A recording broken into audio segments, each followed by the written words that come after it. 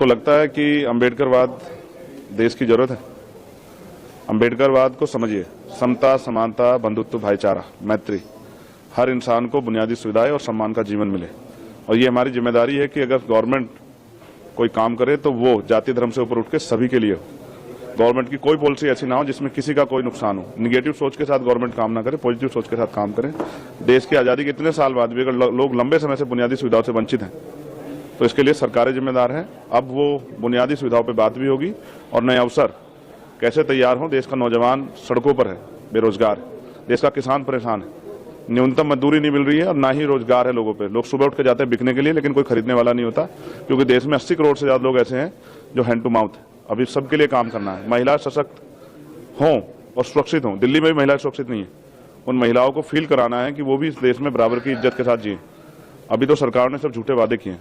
सरकार ने जो वादे किए उनको पूरा कराने के लिए सरकार से सवाल करेंगे। आपको लगता है कि कई जगह नाम बदले जाने की एक राजनीति होती है कि इसका नाम रख दो, उसका नाम रख दो, अम्बेडकर की मूर्तियां तोड़ दो, और एक दबाव की एक सोसाइटी है जो कि दबाव के अंदर काम करती है, तो ये निगेटिव थॉट है और ये इस निगेटिव थॉट को कब तक देश सींचता रहेगा, ये सवाल है। देश आजाद हो गया, अब भी अगर जाति के आधार पर या धर्म के आधार पर उत्पीड़न होता है तो देश को सोचना चाहिए। लोग इंसान है और इंसानों की वैल्यू होनी चाहिए।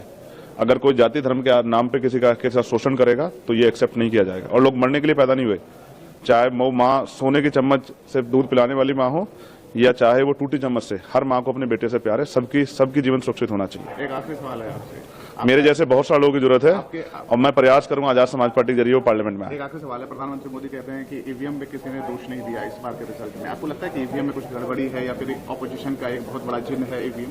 देखिए, जिन चीजों पे संदेह होता है उन पर चर्चा होती है। पिछली बार भी बहुत सारी चर्चा हुई थी और चर्चा होनी इसलिए भी जरूरी है क्योंकि ये लोकतंत्र ही हमारी सबसे बड़ी पूंजी है। हमने यही कमाया। इसमें रानी का बेटा राजा नहीं बनता है, राजा वो बनता है जिसको जनता मत देती है।